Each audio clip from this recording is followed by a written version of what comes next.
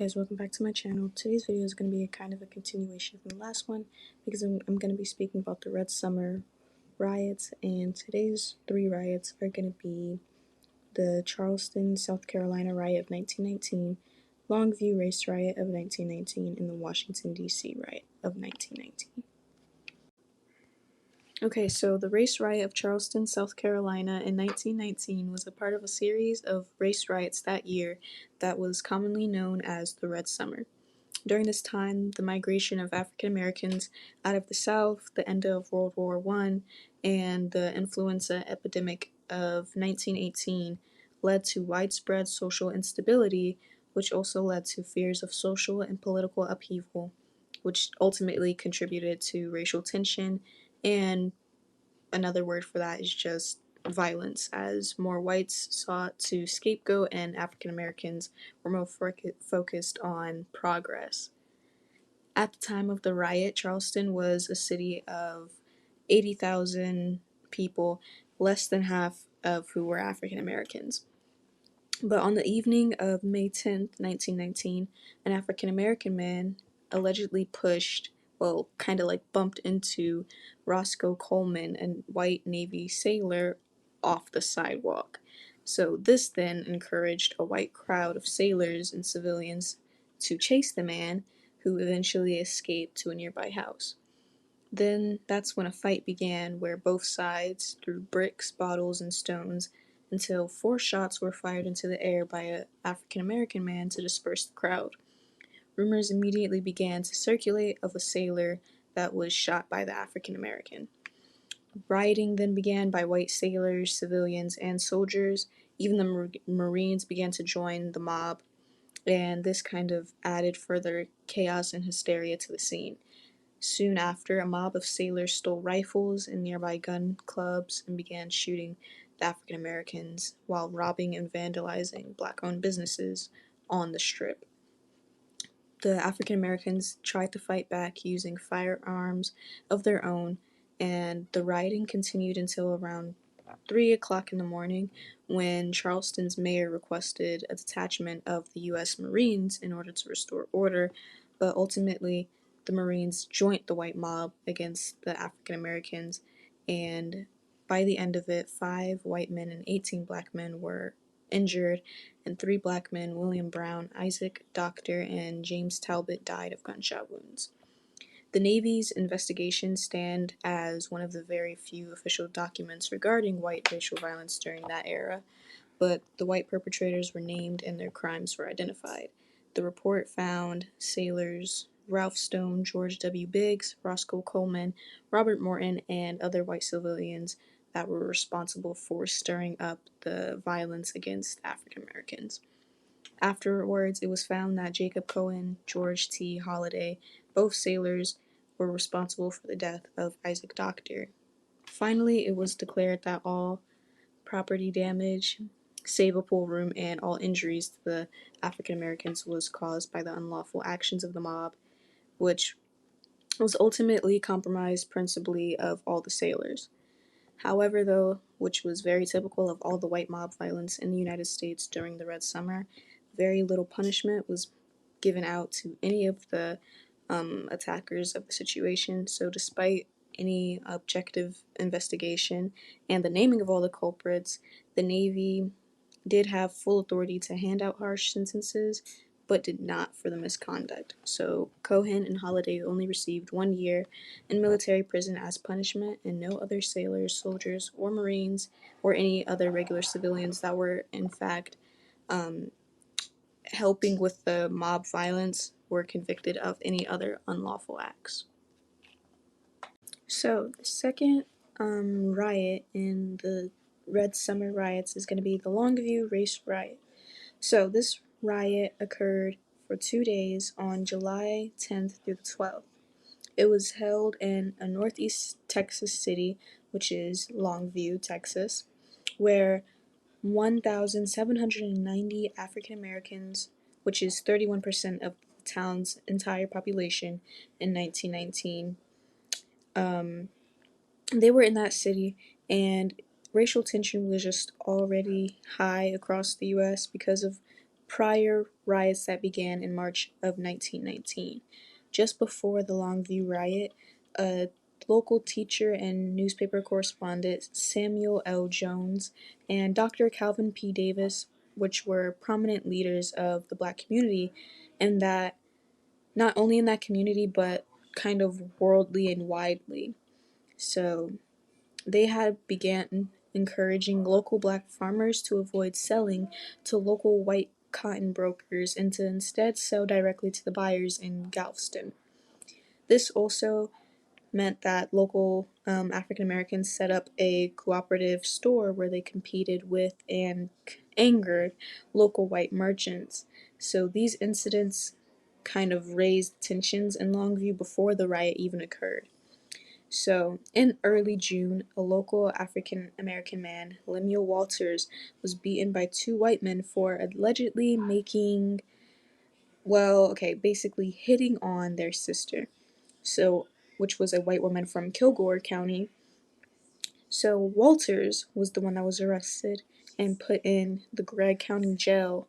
But a mob showed up at the jail on June 17th, and the sheriff actually gave Walters to the mob, who then shot and killed Walters. So this story was printed in the Chicago Defender on July 10th and completely outraged local whites who blamed the article on Jones, although he denied writing it. So later that day, Jones was attacked and beaten across the street from the Gregg County Courthouse by the same men who beat Walters. Dr. Davis arrived in his vehicle and took Jones to his office to treat him, and the two men appealed to the mayor, Gabriel A. Bodenham, and for protection, but instead they were advised to leave town. So Jones hid with relatives, and they gathered around 25 friends to protect his home. And around midnight, a group of white men arrived at Jones's house, but were met with gunfire because three of the white men that did come there were actually shot from the African American defenders of the home. So those three white men were injured, and another one who ran and hid under a nearby house was beaten badly by the African Americans surrounding the home. And as the word spread, a crowd of almost 1,000 whites began to gather back in town, with some breaking into Welch's hardware store to take guns and ammunition. And this crowd burnt down Jones's home, Dr. Davis's home and office, and a black dance hall. But even though all this happened, the Texas governor, William P. Hobby, sent 8 Texas Rangers to Longview. The violence still continued, and on the night of July 12th, Marion Bush, the father-in-law of Dr. Davis, was killed by a local white farmer. And on Sunday, July 13th, Governor Hobby declared martial law in all of Gregg County and ordered all of the residents of Longview to surrender their weapons at the county courthouse. And an estimated 5,000 to 7,000 weapons were turned in, and more soldiers and rangers arrived in town to basically put a halt to all the riots. So 17 white men were arrested for attempted murder on July 14th, but all of them were released. 9 other white men were arrested for arson and then released. None of the men were prosecuted, but 21 black men were arrested for assault and attempted murder, and they didn't get any trials and they weren't released, but they were moved to an Austin, Texas jail for their safety, whatever that means. But eventually, all were released without trials, and that only goes for the white men who were arrested. And this was basically, they said, to avoid any further unrest in Longview. And martial law ended on July 18th, and citizens were allowed to retrieve their firearms the next day. The Longview Race Riot was one of the 25 riots that took place from May through October of 1919 during this Red Summer period. So the last riot that I'm going to be talking about is the Washington, D.C. Race Riot of 1919. This race riot was one of the 25 riots that took place during the Red Summer of 1919, but it did last for a total of 4 days, and although they considered it short-lived, it was more accurately described as a race war taking place in this nation's capital. So on Saturday night, July 19th of 1919, in a downtown bar, a group of white veterans sparked a rumor regarding the arrest, questioning, and release of a black man suspected by the Metropolitan Police Department of assaulting a white woman. The victim was also the wife of a Navy man. So this rumor began to travel throughout saloons and pool halls of downtown Washington, angering the several soldiers, sailors, and Marines taking their liberty, including many veterans of World War I. Later that Saturday night, a mob of veterans headed toward southwest D.C. to a predominantly black, poverty-stricken neighborhood with clubs, lead pipes, and pieces of lumber.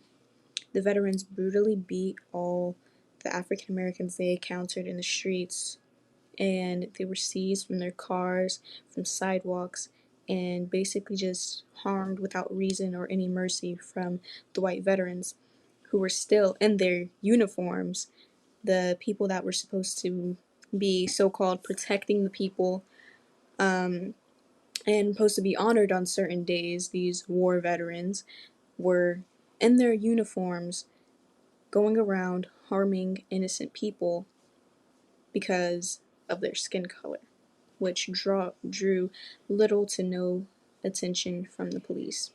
So on Sunday, July 20th, the violence basically continued to grow because the 700 Metropolitan Police Department did not intervene whatsoever. And this meant that African Americans continued to face the brutal beatings in Washington, at the Center Market on 7th Street, and even in front of the White House.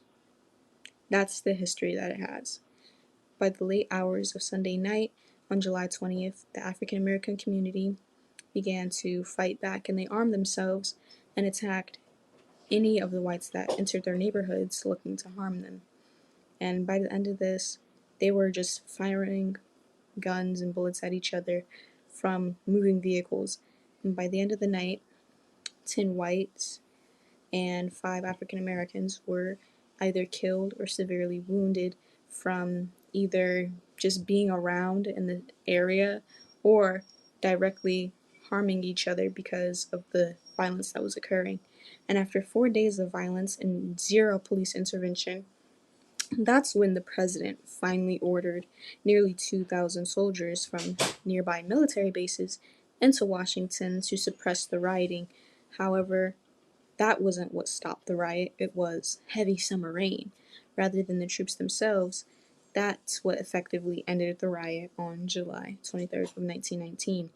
And in the end, several men were killed from gunshot wounds from severe street fights, and 30 or more eventually died from other wounds they received during the riot, and over 150 men, women, and children were beaten, clubbed, and shot by these white rioters. And even some of those policemen who did nothing during this time were hit during these riots, and even Marine guards were shot during these riots, and 2 of these shootings were fatal, and it took away people's lives. And there is a lot of talk about if maybe they intervened sooner, a lot of this would have continued, but a lot of people do say that the backlash would have been 10 times worse. Okay guys, so this is the end of my video. I really would appreciate it if you liked, commented, and subscribed. I will be continuing this, telling you guys the riots that went on during the Red Summer, so I will see you guys in the next video.